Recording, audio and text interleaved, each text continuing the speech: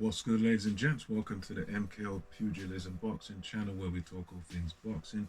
Remember to like, subscribe, hit the bell notification, and of course, put it on all, put that bell on all so you get notified immediately as soon as we drop any new content on the channel. So, lately, been hearing some good news, and the good news is in the heavyweight division that Saudi Arabia has been confirmed, from what I've heard, as the country to be hosting the Anthony Joshua versus Tyson Fury undisputed heavyweight championship of the world. So that's going to be sort of the place where it's going to be held. It's fantastic news for all fight fans over the world. This is the heavyweight championship. This is all the belts. This is everything on the line, and you've got the two top guys doing it today, fighting each other for this. So this is definitely fantastic news, and it's also historic because this is the first time that I can recall where you've actually got two British guys coming together.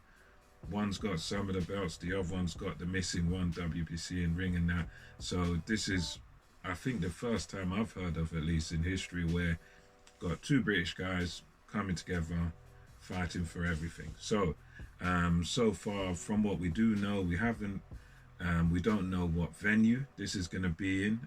Venue hasn't been announced as yet. Some sources have said, well, this could possibly take place in July.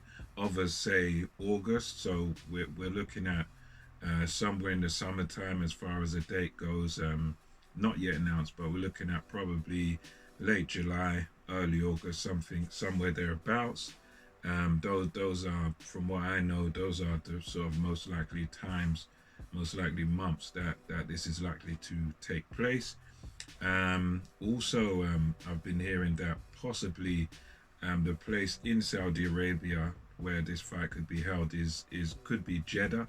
I heard Jeddah's a likely candidate. Jeddah is of course the place where you had Anthony Joshua versus Andrew Ruiz Part 2. The rematch took place over there. So that's a possibility. And they're looking at doing this in an indoor arena. The indoor arena will probably host about 20,000 spectators in total, from what I'm hearing. So it's going to be big-ish arena, around similar size to the O2 arena, and it's definitely going to be indoors because at that point in time, I can personally testify. I've been to Dubai in the summertime, like June, and it is seriously hot. And I mean, to do anything outside, you'd have to be crazy. It couldn't possibly be done outside. So it's got to be an indoor arena somewhere in Saudi, looking like possibly Jeddah. That could be the thing. And myself and many others have said, Saudi, it was always going to be one of the front runners, as it's a place where there's just so much money floating around there. You've got billionaires over there. There's so much in it, and Saudi Arabia is one of these places where they're looking to bring tourists into their country. There's a lot of advertising campaigns that even I've been seeing online, advertising Arabia, advertising Saudi, and showing it in a very good and very favorable light. There's lots to do and lots to see over there in Saudi. So they're a place where they're looking to attract tourism. They're looking to attract people over there, and I think this fight, this undisputed heavyweight title fight, is a great way to do that. Great way to get people to see the country and to see how it is over there, and spend some time, have some fun, enjoy yourself over there. Lots to do, and we know that when it comes to the Saudis and to the UAE, these are people who, they've got more than enough money to do this. The money's just flowing freely. You got billionaires and all sorts over there, and one thing they ain't shy about doing, and that's spending money.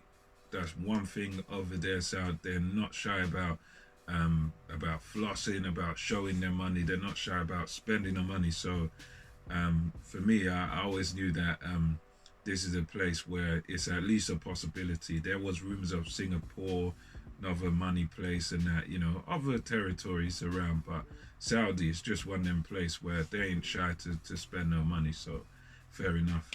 Um, Other news on it is that unfortunately for us UK fans who have got the DAZN app, I'm one of them. You pay your £1.99 per month.